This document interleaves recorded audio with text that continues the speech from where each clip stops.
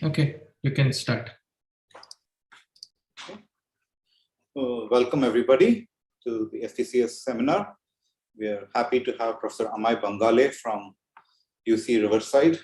Amey is a frequent visitor, has been a frequent visitor since more or less the beginning of his academic career to TIFR. Amey did his PhD in Rutgers University, followed by a postdoc with Irit Dinur at Weizmann Institute in Israel and fellowship at the Simons Institute. He is currently professor of computer faculty of computer science at University of California, Riverside. And Amey will be speaking on some recent work with Subhash Kot on the complexity of approximating satisfiable CSPs. Yeah. Okay. Thank you, Prahlad, for the introduction. Right. So I'll be talking about complexity of satisfiable CSPs. So this is a very general problem, and we don't know a lot about this particular question, the complexity of approximating satisfiable CSPs.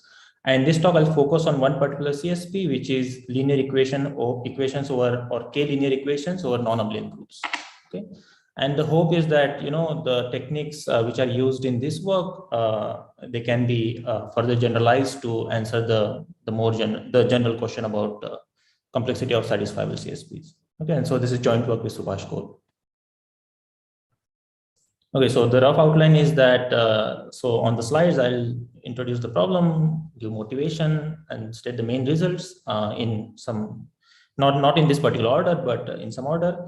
And if there is time, then I'll sketch the proof overview. Okay, and for this sketch, I will need I'll need that the viewers, they have some basic knowledge about Fourier analysis or non-abelian groups. Okay, because because we will need Fourier analysis or non-abelian groups. So it's so I'll assume that you know some basics about Fourier analysis or abelian groups. I think I said non-abelian.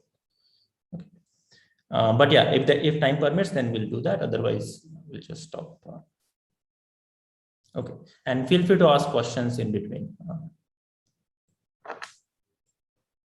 Okay, so let me define constraint satisfaction problems. As you know, I mean, you must be knowing problems like 3-SAT and Max-CSP. These are constraint satisfaction problems. So what are these? So you have a collection of variables. So let's call the variables x1 to xn, and they take value from some domain sigma. You can think of sigma as just 0, 1 or 0, 1, 2 or any finite set. And you have a collection of predicates which are basically the set of satisfying assignments, right? So the P inverse J of 1 is the set of satisfying assignments. Okay, so a collection of satisfying assignments is given by this set of predicates. Okay, and then you put constraints on the variables C1, C2 up to Cm, where each Ci is some predicate applied to a set of k variables.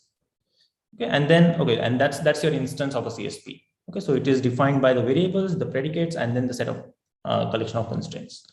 Okay, and the goal is to assign values to the variables that maximizes the number of satisfied constraints. Okay, and a constraint is satisfied if this predicate evaluates to 1, right? Because this assignment will be in the set of satisfying assignments. So we call that constraint satisfied if this predicate evaluates to 1 on this particular assignment. Okay, so and yeah, the goal is to find an assignment that maximizes the number of satisfied constraints. Right? And so we'll define the value of an instance phi at an assignment sigma is the fraction of constraints that are satisfied. Okay, and the optimal value is the maximum over all the possible assignments. Okay, the maximum value of an instance over all the possible assignments. Amey, so a quick question. So what should we think of these parameters? So there's n, there's k, there's m. So k is not to be small, or so k is constant. Okay. And n and m are growing. Okay, and m is polynomially related. Yeah, m is like poly in n. Okay, so yeah, the alphabet, even the size of sigma is constant. Okay, right. So the examples are the 3-SAT or Max 3-SAT. The domain is 0, 1 because this is our binary, And you can think of the predicate or of 3 literals as collection of 7 predicates. Okay, so ABC, this governs just the literal pattern. Okay, so because out of right, so for every literal pattern you have a predicate, and there are eight literal patterns, so you have 8 different predicates, and this collection of predicates will give you the 3-sat CSP. Okay, for example, you can write this this OR as P010 of x1, x2, x3. It means that you only exclude 0, 1, 0 assignment. Right. Another predicate is not all equal over the alphabet Q. It's like self-defined. It's the predicate evaluates to 1 if all the 3 parameters, they are not all equal. Okay, otherwise it is 0. So these are just like collection of like a couple of CSPs. Okay, so and we know that 3-sat is an NP-complete problem, right? So you can't expect to have a polynomial time algorithm that finds the optimal assignment, right? So you study approximation algorithm. So what is it? So we want a polynomial time algorithm which outputs an assignment which is close to the optimal assignment, or the value of that assignment is close to the optimal value. Okay, and how close that value is so closer the value is to the optimal solution, better is the approximation algorithm, right? And we call an algorithm alpha approximation if it satisfies at least alpha times the optimal value, right? So alpha is in between 0 and 1. Bigger alpha is better, right? Because you're approaching the optimal value. Okay, and for 3-sat, if you just pick a random assignment, then it satisfies 7 or 8 fraction of the clauses, and this gives you 7 or 8 approximation. Okay, and similarly for max-cut, if you just partition the graph uniformly at random, then it cuts half the edges, and so optimum value being at most 1, like 1 meaning that the collection of all the edges, whereas this random assignment satisfies cuts half the edges, this gives you half approximation. Okay, so it turns out that this is an optimal algorithm for 3-sat, whereas you can do better than half approximation for max-cut. So the question is, given a CSP or a constraint satisfaction problem, we would like to know the precise threshold, right, above which it is NP hard and below which we can have a polynomial time algorithm. For example, for 3-sat, 7 or 8 is the threshold, right? And you can or you can even study the more refined version of the problem based on 2 parameters, that is the completeness and soundness, C and S. So if the instance is C satisfiable, I tell you the fact that the instance is C satisfiable, it means that there exists an assignment that satisfies C fraction of the constraints. And I only ask you to come up with an assignment that satisfies S fraction of the constraints, okay, where S is some constant less than C. I'm asking for a weaker task. And then the problem is, can you find me an assignment that satisfies S fraction of the constraints? Okay. Okay, and so that's a gap version of the CSP. So CS gap version is precisely this. So given an instance with value C, give me an assignment that satisfies at least S fraction of the constraints. So we say that the CS gap version of the CSP is NP hard if it is NP hard to do this task. Okay, the C is the completeness parameter and S is the soundness parameter. Okay, and the famous result of Raghavendra, it characterizes, so it precisely gives you the optimal threshold for every CSP. Okay, so what is this result? So Raghavendra's result states that so given any CS integrality gap instance of a basic SGP, so there are multiple ways you can solve a constraint satisfaction problem or the Max-CSP. One way is to formalize a semi-definite program for your instance and then solve the semi-definite program and round the solution. Okay, so okay, and then the SDP has some integrality gap. So for each instance, there is an integrality gap. The SDP value might be large, whereas the optimal value might be smaller, right? So this is the CS integrality gap. So the SDP value for an instance is C, and the actual integral value is S. So that's the CS integrality gaps. And Raghavendra's result says that whenever you give me a CS integrality gap for a CSP, then there is a way to get the NP hardness of CS gap instance of a CSP. Okay, but up to some small additive factor. So this epsilon is for all epsilon. Okay, so is that clear? Amey, this going back to Mrinal's question, this is true for what parameters? Is this true for constant K, constant alphabet, or any alphabet, any? No. So CSPs, we always work in this talk, at least we always work with constant alphabet, constant sized alphabet, and constant arity. K is the arity of the CSP. So both are constants. Both are constant. Yeah. Sorry, maybe I missed this. Does a star before the NP mean anything? Or? Yeah, so that's the next slide. The star is because this is hardness assuming the unique games conjecture. So it's not the NP hardness. It's not based on P not equals to NP. But that's a minor issue, at least for this talk. And the major issue of this result is that it loses perfect completeness, in the sense that if I have one S integrity gap instance, right? What does it mean? That the SDP tells you that the value is 1, whereas the optimal value is some constant S. Okay, and if you plug this integrity gap instance into Raghavendra's framework, it will say that if the instance is 1 minus epsilon satisfiable, you won't be able to come up with an assignment which satisfies S plus epsilon fraction of the constraints. Right. So that's the output of Raghavendra's result for one S integrity gap SDP instance. Right. So okay, but I would like to understand a question, which is, what if I give you a 3-sat instance which is fully satisfiable? Okay, some stronger guarantee. And how many constraints can you satisfy in polynomial time? Okay. Right. So this is the question of understanding the complexity of satisfiable CSP. You know the guarantee that the instance is fully satisfiable, and now you want to do your best. Okay, so such sort of results you won't get using this Raghavendra's framework, just because you lose this this epsilon here. Okay, so it cannot be used to get hardness result when the instance is satisfiable. Is there a reason why? Is it necessary that for to have such a general result like Raghavendra, you have to give up on perfect completeness, or is just that his cube? I know his proof techniques lose it, but is there a more fundamental reason why we should lose it? So we don't really know the answer to that question, but yeah, I mean, one should lose an epsilon in such a result, because we know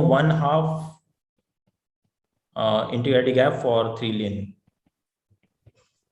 right? So we know 1/2 SDP integrity gap. Okay, whereas if I give you a satisfiable 3 lin instance, you can find a satisfying assignment in polynomial time. So you won't be able to convert the CS into CS gap instance. Yeah. Right? So yeah, so such a general result, this is necessary. Loss of epsilon. Okay, so yeah, so this is the main point of this work, that okay, can we say something about satisfiable instances? Okay, and like I said, I mean, in this work we study linear equations over non-abelian groups. So let's see a few things about what we knew about linear equations over abelian groups, and maybe over Z2. Okay, so linear equations over Z2. So here the variables take values from Z2, just 0 and 1. And for 3 lin, the constraints are of the form this: either the addition is 1 or the addition is 0. Okay, addition is mod 2 or over F2 or C2. Okay, again, so it has a very simple approximation algorithm. Just select random assignment. Okay, each constraint is satisfied with priority half, so this satisfies half the constraints, and this gives you a half approximation. Okay, so but however, if the instance is satisfiable, then we can in fact find a satisfying assignment in polynomial time. Okay, and this is just by Gaussian elimination. Right, these are equations over F2, and then you can solve it using Gaussian elimination. But the question is, what if the instance value is 0.99? Then we cannot use Gaussian elimination. Right, so it's not clear. What if I give you an instance such that the optimal assignment satisfies 99% of the constraints? Then it's not clear how to come up with an assignment in polynomial time that satisfies close to 99% of the constraints. Okay, and so what do we know about the general linear equation or general abelian group? So again, so what is the CSP? The variables take value from an abelian group G, and the constraints are of the form the addition of 3 variables is some group element. Okay, so this is the linear equations over abelian group. So 3 lin because the arity of the predicate is 3. That's why it's 3 lin. And now this plus is a group operation because there is this underlying group here. Okay, so this Gaussian elimination over F2, this can be generalized to any abelian group. So if the instance is satisfiable, then we can find a satisfying assignment in polynomial time, even for linear equations over any abelian group. Okay, and so this is a very rough sketch. So since G is abelian, you can split G into a product of Z Qs, cyclic groups. And now you can write each equation as set of k equations, where this split was k split. So you can write each equation as k different equations. And now you have a system of linear equations over this cyclic group CQ. Right, so you can assume that our group is just some integer mod m. Okay, and again, so you can given an instance of k-lin over abelian group, you can write it in the form of ax is equal to b. Okay, and now, so this is a system of linear equation over Zm, and if m is prime, then this is exactly, I mean, set of linear equation over a field. Sorry, right? Amey, this is Arkadev. Yes. Yeah, so just go back to the previous. Arkadev, your voice is very faint. Oh, can you hear me? This is my new system using Linux, so maybe, but can you hear? So can you increase your microphone volume?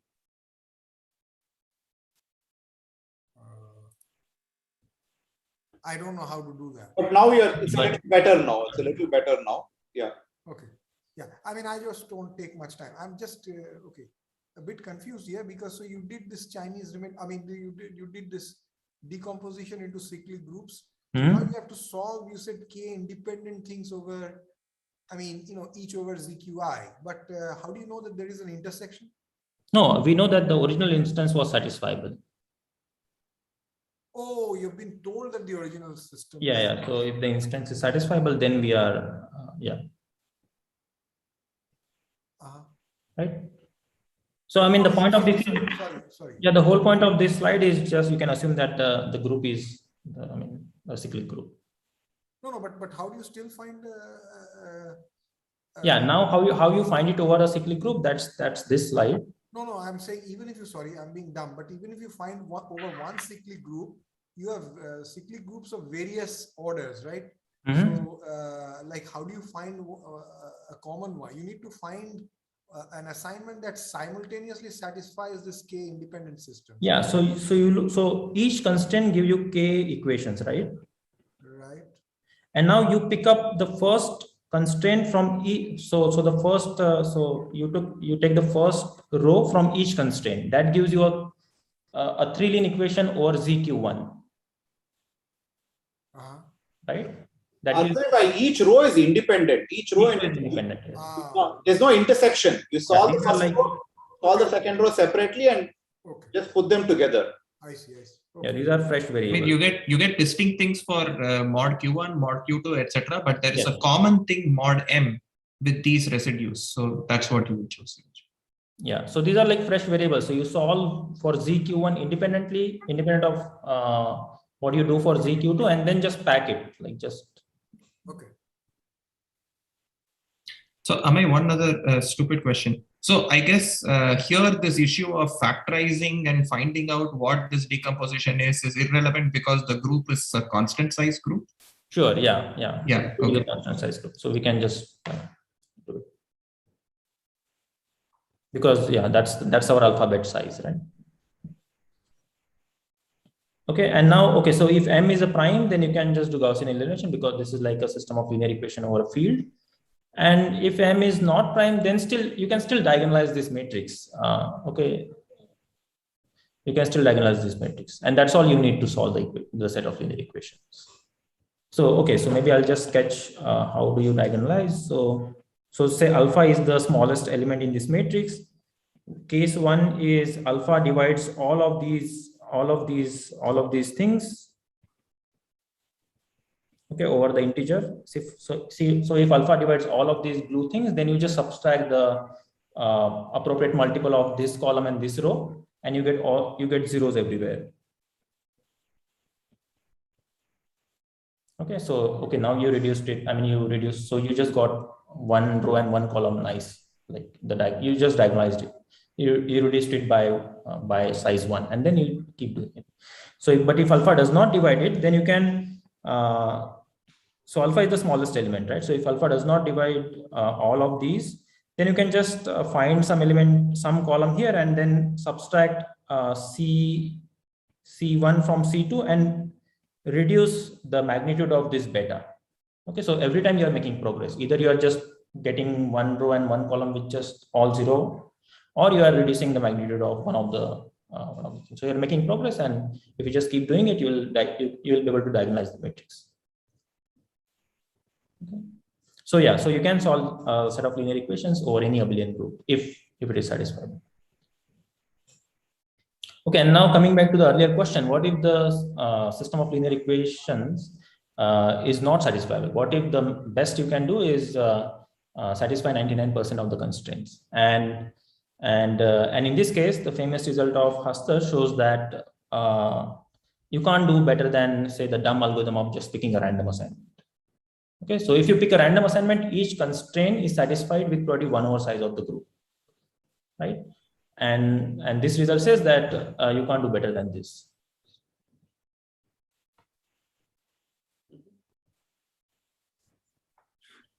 Okay, so this is all about linear equations or abelian groups. So let's move to linear equations or non-abelian groups. So let's define it. So here variables take, so G is a finite non-abelian. So every group that I'm mentioning here, they are finite groups.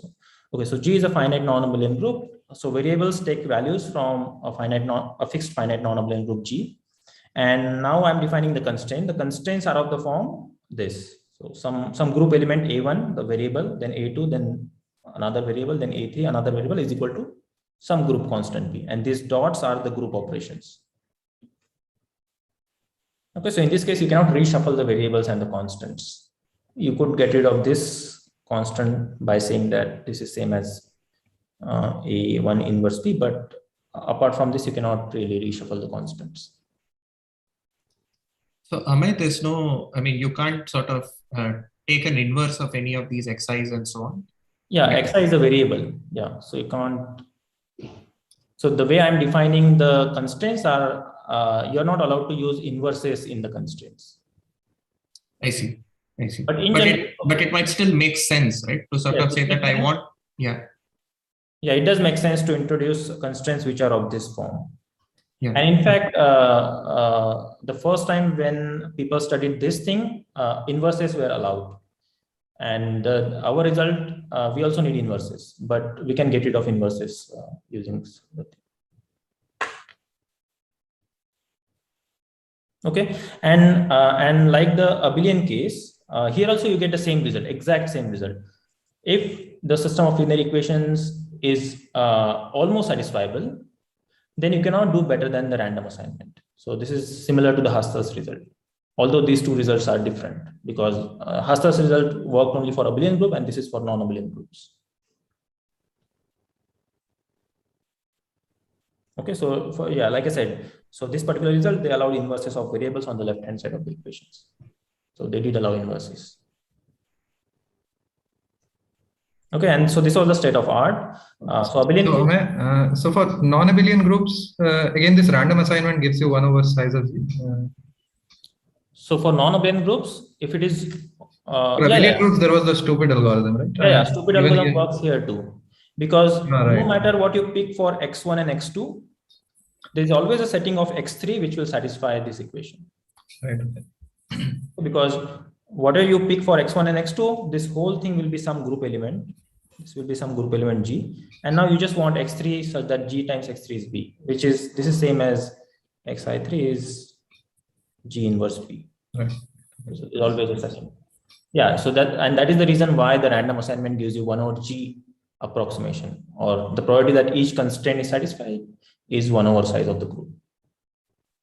Okay. One more question. So the result of Engebretson, Holmgren, and Russell was a reduction, or is they also needed a Fourier analysis over non-abelian groups to do? Yeah, they had to do it from scratch. They had to do it from scratch. Okay. And in this paper, they used Fourier analysis over non-abelian groups. Okay. Okay. Okay. So, okay, so this was the state of art. Abelian case, if the instance is satisfiable, you can find a satisfying assignment. If the instance is almost satisfiable, then Hasta's result says that you cannot do better than the random assignment. And the same was extended for non-abelian groups. But now the curious case is, what if the instance is satisfiable? The linear equations or non-abelian group, what if the instance is satisfiable? Sorry, I don't understand the first row. What does that first row mean? Yeah. So I give you a system of linear equations or abelian group, and I tell you that the instance is satisfiable. Oh, sorry. So what is the best satisfying? Yeah. Whatever. How many constraints can you satisfy? That we could do exactly. Yeah. Yeah. Okay. So this is one. Yeah, that's the completeness and soundness. Okay, and so our work tries to fill this gap, or in fact fills this gap fully. Okay. Okay, so now we want to understand this row, right? If the instance is satisfiable, what can we do? And to start with, it is you can't expect to find the satisfying assignment, okay, at the least. So this is a result by Goldman and Russell. They show that if G is any non-abelian group, it is NP complete to decide if a given system of linear equations over G is satisfiable or not. Okay, so here we differ from the abelian case, at least in terms of finding the satisfying assignment. Okay, and of course, if you just pick a random assignment, that gives you 1 over G factor approximation. Now the question is that can you do better than this approximation factor 1 over G? Okay, so is the question clear? Sorry, so in Goldman and Russell's result, you could choose. I mean, the quantifier on G is that it can be any non-abelian group, is it? I mean, yeah. So fix any non-abelian group. Once you fix that, you can define a k-lin over G. That's the CSP. That's a problem. And now they show that this problem is NP complete. I see. Sorry, am I audible? Yeah. No, so this Goldman-Russell result sort of says that somehow solving these things over non-abelian groups is much harder than abelian groups, right? Yes, that is true. Yes. But translating that to so you would expect that it would be even harder to do much better than the random case for the point below, just as it was, because that was the case already for the abelian, right? But this intuition can't be. I mean, it's difficult to translate this intuition into a rigorous argument, is it? Right, but the distinction is that here the system of linear equations is satisfiable. So there you could find a satisfying assignment in the abelian case. And here the question is, can you find? So you cannot find a satisfying assignment, but can you do better than 1 over G? No, I think Arkadev, for the random assignment, even in the non-abelian case, the random assignment will satisfy 1 over G. I know, but basically, isn't Hasta's theorem the previous slide? Doesn't it say that Hasta's theorem shows that to do better 1 over G plus epsilon for any bounded epsilon, it's hard, right? Yes. Yeah. So I'm saying that the first result on this slide already seems to suggest that solving non-abelian systems is much harder than solving abelian systems. That is true. Yes, but the comparison by drawing that analogy, this is totally vague intuition. By drawing that analogy, it is natural to expect that the answer to your second point, which appears downstairs, should also be NP hard, right? I mean, it should be hard because it was already hard for abelian systems. Yes, but I think you are doing the wrong comparison in the sense that we shouldn't compare this result with Hasta's result, because the big difference is that this is a set of so this is about a set of this is about an instance which is comparing that with Hasta. I'm not comparing that with Hasta. I'm just saying that, I mean, if this was abelian, sorry, maybe I'm just saying something stupid, but just if that was abelian, right, then this is, of course, you just showed us that this is easy to check, right? Yes. Yeah. So there I'm not comparing with Hasta. I'm just saying, just to see if the system is satisfiable or not. In that context, non-abelian system seems to be more hard than abelian system. Sure. Yes, that is correct. And therefore, in the non-satisfiable, for the question that you're asking below, it's natural to expect that the hardness of non-abelian system should continue. Arkadev, but the corresponding result is not there in the abelian case. Oh. Right. So 1 minus epsilon, 1 over G plus epsilon, this holds for abelian as well as non-abelian. But 1 versus something, this is what we are trying to answer. What is this something for non-abelian group? For abelian, as Jayakumar says, so this is not there for abelian. Yes. So for abelian, this is, yeah, this is 1. So whatever, yeah. So any constant less than 1 which you put here, that would be consistent with your intuition that the non-abelian case is typically harder than the abelian case. So that is why you want to do this first in the non-abelian case, and then hopefully this is easier to answer in the non-abelian case than in the abelian case. But in the abelian case, we know the answer. It is not possible to. Yeah. I mean, in the abelian case, if somebody gives us a system of satisfiable equation, they can actually find the satisfying assignment in polynomial time. Right. Right. Sorry. So yeah, so we are trying to find a best constant here. Constant meaning that I give you a system of linear equations over non-abelian groups. I see. And in the abelian case, it is easy, and now here we should expect, we are trying to find out in the non-abelian case what is the answer. Right. So we know that you can't do 1 because the above result says that you can't find a satisfying assignment. And we know that you can do 1 over G. This is just a random assignment. And now we are interested in where is the correct answer for the non-abelian case. Okay. But it turns out that there is an algorithm which does better than 1 over size of G. And this is a really nice algorithm, which was, I mean, yeah, it was a folklore algorithm, but it's a really nice algorithm. Okay, so I'm going to state the algorithm and the guarantees of that algorithm now. Okay, so but to understand the algorithm, we just need a few definitions. So G is a non-abelian group. For any two group elements G and H, the small g and H, the commutator is this particular group element, G inverse H inverse GH. Okay, and a commutator subgroup is a subgroup formed by all such elements. So or generated by all these elements. So you pick all. So for every pair, you look at this group element, you get a collection of elements, and then you generate a subgroup based on that collection. That's the commutator subgroup of a G of G. Right. And an interesting property of this commutator subgroup is that when you mod your group G by the commutator subgroup, whatever the quotient group you get is an abelian group. And this is called abelianization of G. Okay, for instance, S3 is a non-abelian group, the symmetric group on 3 elements, and A3 is the alternating group. This is the commutator subgroup of S3. And if you mod S3 by A3, you get Z2, which is an abelian group. Similarly, GL and Q, these are the n by n matrices over FQ, which are invertible, and SL and Q, these are the same, but with determinant 1. And this is a commutator of this. And if you mod GL and Q by SL and Q, you get FQ star, which is an abelian group. But not just for this example, this holds in general. Okay.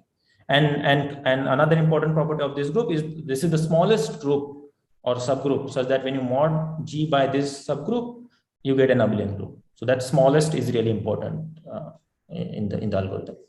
So you can't potentially find a smaller subgroup such that the modding G by that subgroup will give you an abelian group.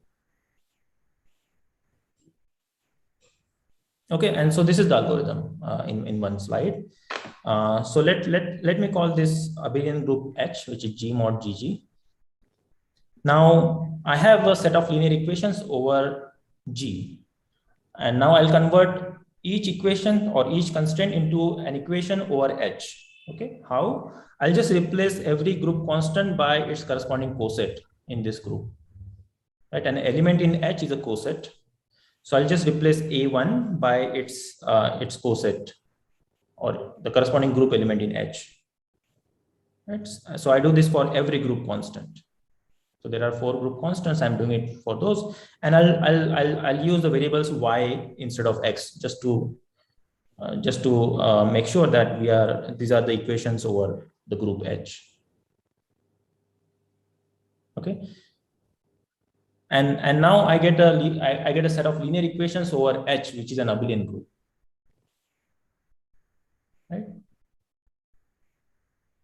So is this step clear? And one can show that if the original set of equations, if the original set is satisfiable, then the new set is also satisfiable over H. So that's an easy fact. You just take the satisfying assignment and replace it with its corresponding coset, and that will be a satisfying assignment for this instance. Okay, so that's a simple fact. I won't prove it. But okay, so now what do we have? We have a set of linear equations over H, and we know that it is satisfiable. Now we can use Gaussian elimination to find the satisfying assignment over H. Right, so that will give us this sigma i's. Okay, and the assignment is basically a coset of GG, because, right? So we got some information about the satisfying assignment, the original satisfying assignment, the X satisfying assignment, right? Instead of like resampling from the whole group, now we can just resample it from this coset. For every Xi, we get a coset. And now instead of sampling an assignment from the whole group, we can just sample an assignment from this coset that we got out of this Gaussian elimination. Okay, and this is my algorithm. So I convert equations over G to equations over H. I find a satisfying assignment over H. Each assignment is a subset of G, which is just a coset of this subgroup GG, right? And now I just pick a random assignment from this coset and assign it to the variable. So is the algorithm clear? Okay, and now one can show that this satisfies the equation with probability 1 over size of the commutator subgroup. And this is like a pictorial proof of it. So we knew that the cosets that we got from the Gaussian elimination, they satisfy this linear equation. This parity is the group operation of H, the abelian thing, or not the parity, this sign. Right, so these cosets, I mean, they are such that they satisfy this thing. And now what we are doing is we are picking a random element from sigma 1 and assigning it to x1. We are picking a random element from sigma 2 and assigning it to x2. Random element from sigma 3 and assigning it to z3, and that's my output.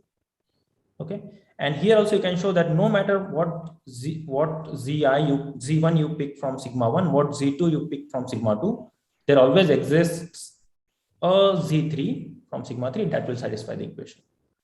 Okay, and the product, and now since we are doing it randomly, since we are picking z3 from this coset uniformly at random, the random assignment will satisfy this constraint with probability 1 over the size of the coset. Right, and that gives you 1 over GG factor approximation algorithm. Okay, and that's why, so it was important that so smaller this subgroup is, better the approximation factor is, and that's why it was important to work with a subgroup which was as small as possible, and once you mod G with that subgroup, you get an abelian group. Okay, so is the algorithm clear? Okay. Okay, and now so coming back to our main theorem, so we prove that this algorithm is optimal. So so fix G, let G be any finite non-abelian group, and if I give a set of linear equations over G that are fully satisfiable, then it is NP hard to do better than the algorithm that we just saw. Okay, so the approximation factor, the actual constant, it varies with different groups. Okay, for certain groups, the commutator subgroup has very small size, so we get a much better algorithm than the random assignment. But for certain groups, the commutators, I mean, for certain groups, the size of GG is just the whole group G. Okay, and for those groups, we don't get better than random assignment. And this theorem says that there is no way you can beat the random assignment algorithm. So these groups are called perfect groups.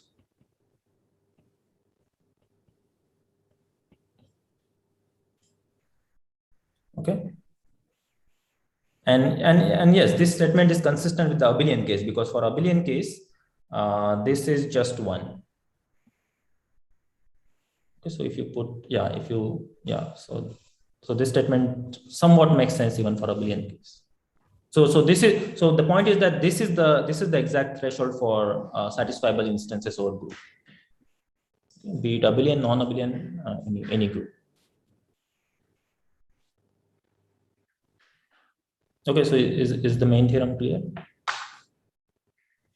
Yeah, and here NP hard is like NP hard, right? Not Yeah, UG. so, Okay. yeah, so this is NP hard, P not equals to NP hard.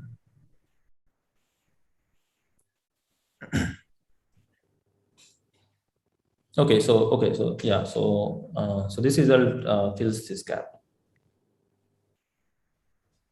Okay, and one nice corollary that we got out of this result is that it gives you PCPs with better parameters. So just briefly describe what PCPs are. These are ways to verify the correctness of a proof without looking at the whole proof. The verifier has access to randomness. The verifier tosses some random coins, looks at a few locations, and based on those locations decides whether the proof is correct or not. So there are a few important parameters of any PCP system. One is the number of queries, how many locations the verifier is probing in the worst case. Alphabet size, what is the, like, how do you encode each symbol of this proof? Is it binary or is it over like 10-ary alphabet or so on? That's the alphabet size. Completeness is if the proof is correct, what is the acceptance probability of the verifier? We want this to be as close to 1 as possible. And the soundness is the acceptance probability of an incorrect proof. We want this to be as close to 0 as possible. And a direct corollary of our result by the connection of hardness of constraint satisfaction problems and PCPs, we get that there are 3 query PCPs over a q-array alphabet with completeness 1 and soundness 1 over q. Okay, so this is a corollary of our theorem.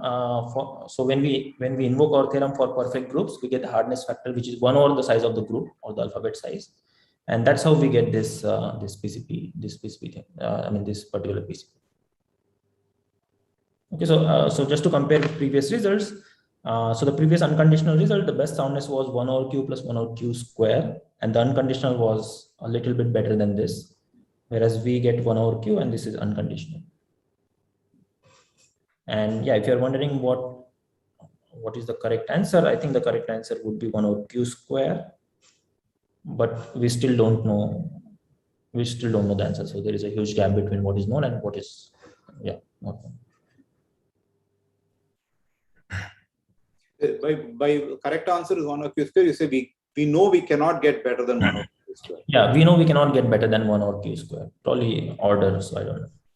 Okay. And are there assumptions based on which you can get better than 1 over q?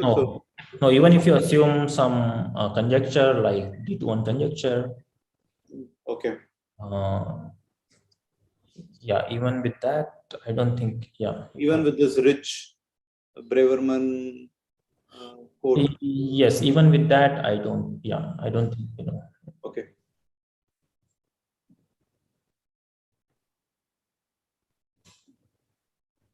Okay, so yeah, I mean this slide is there just to state what is the starting point of our reduction, and this is a standard problem in all these hardness of constraint satisfaction problems results. So the starting point is a label cover. So I won't define this problem, but this is a problem where we know like very good hardness for this problem. Okay, so it's some commutative problem. You want to assign labels to vertices, and you want to satisfy as many edges as possible. And the PCP theorem, along with parallel repetition theorem, says that even if the instance is fully satisfiable, meaning that there is a way to assign labels to the vertices so that all the edges are satisfied, you cannot come up with an assignment which satisfies even 0.001 fraction of the edges. Okay, so you can make this constant as small as possible. Okay, and this is the starting point of our reduction. But the main technique is that typically in all these reductions, what you need is a dictatorship test.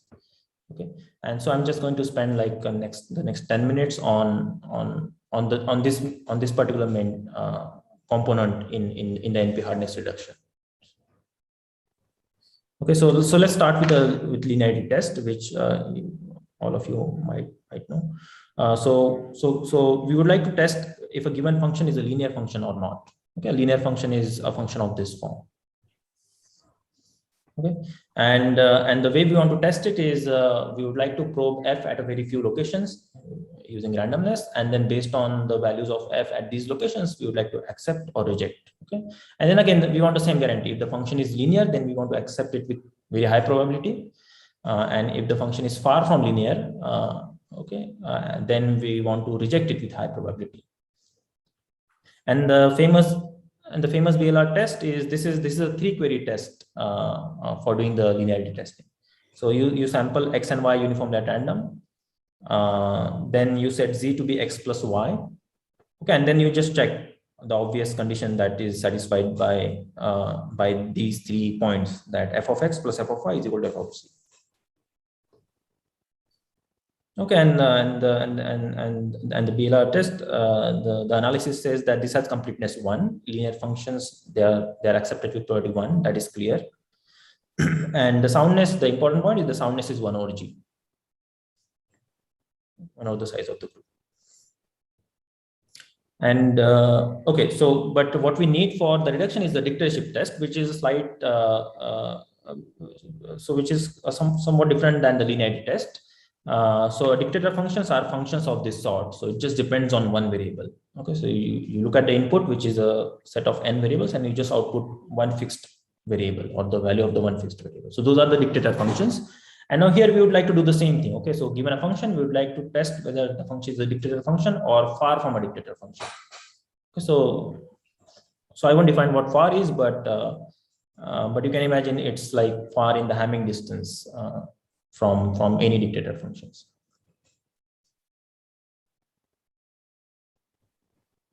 Okay, so the Hardness test. So Hardness gave a dictatorship test for a 3-query dictatorship test, and the test is almost similar to the BLR test. It's you sample X, Y uniformly at random from Z to the N.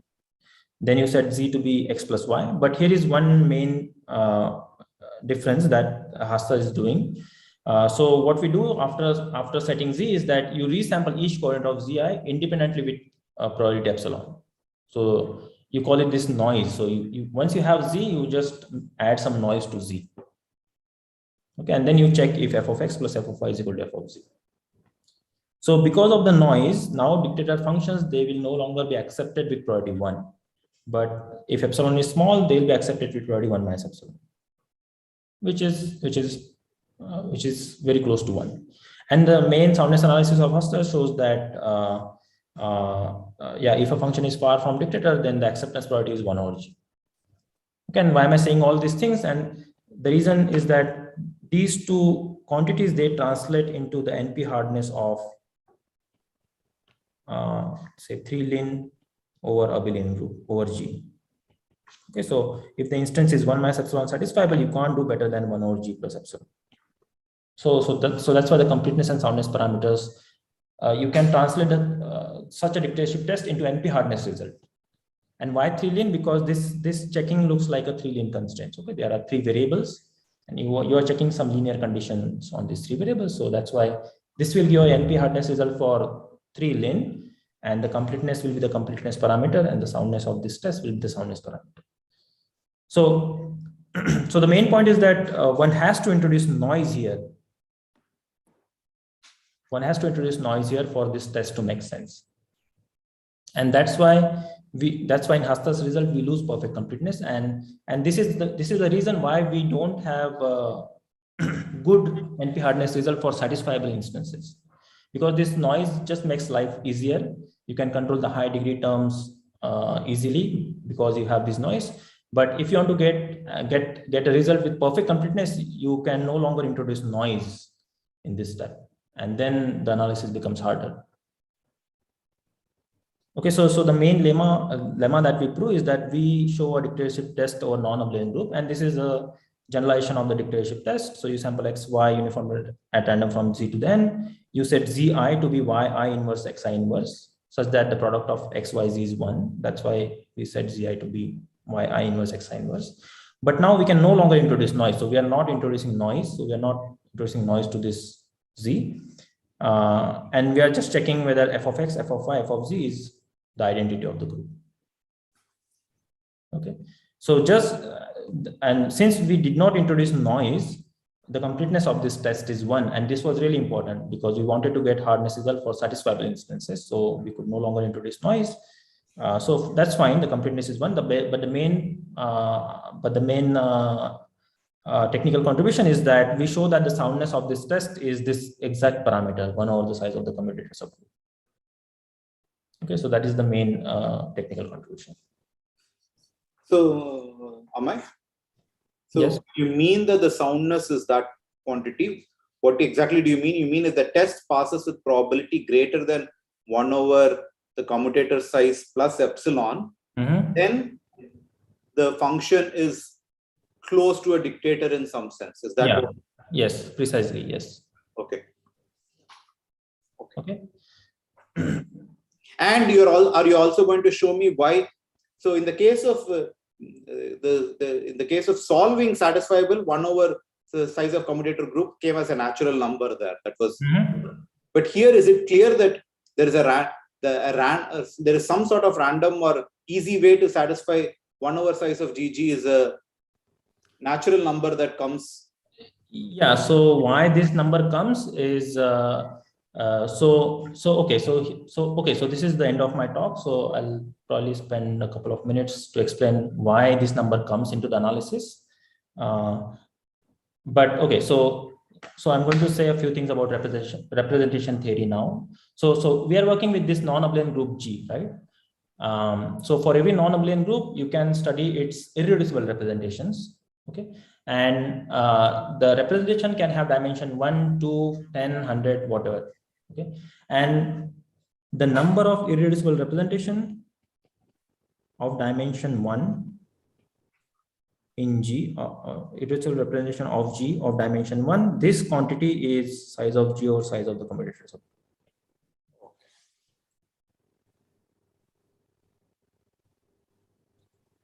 Okay, so this is the reason, at least from the analysis point of view, this is the reason why we get this 1 over GG factor.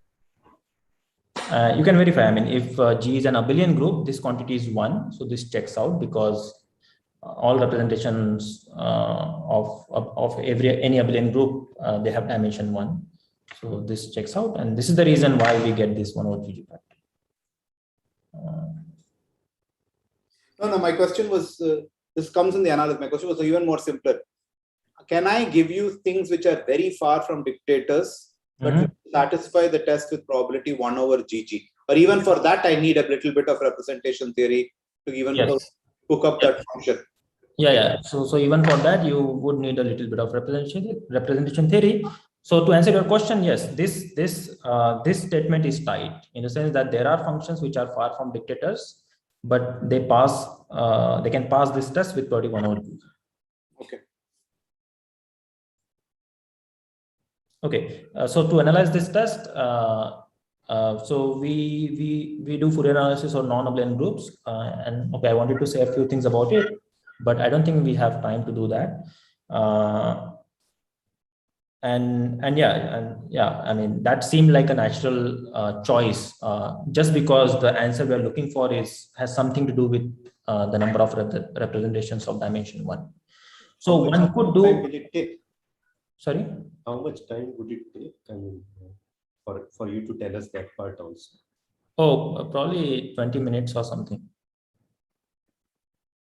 So I would be happy to talk about it for the next half an hour. If there are at least one person, there's at least one person. Why don't we, okay, if there are people interested, let's conclude the talk. We will say our thanks and then okay, if there are people interested. Yeah.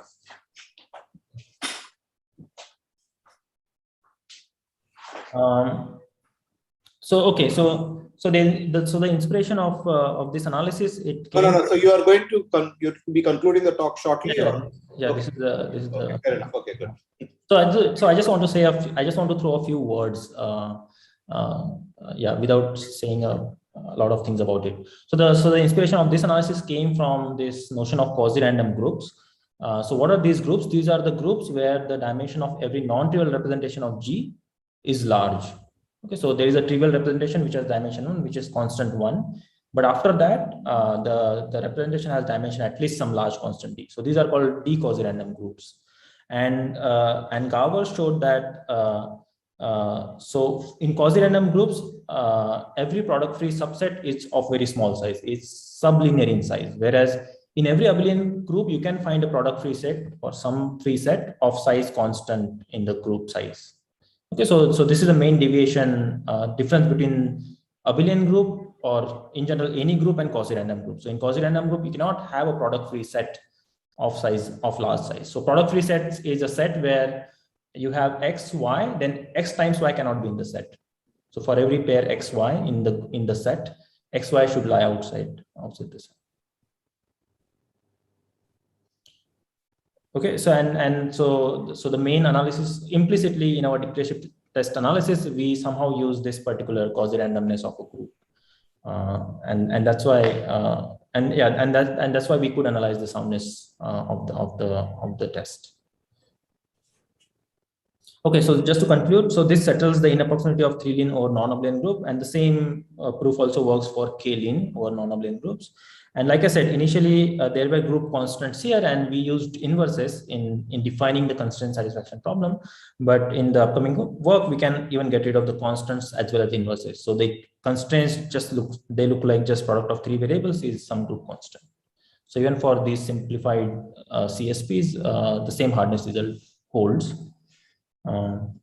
And yeah, so and the main so the future questions are that is like we want to understand we would like to understand complexity of satisfiable CSPs, and the reason why we want to do that, one is that problem is interesting on its own, and another reason is that it has direct connection to getting PCPs with better PCPs with perfect completeness. Okay, so the current best soundness we know for k-query PCP with perfect completeness or binary is this factor, whereas we believe that the factor is something like 1 over 2 to the k.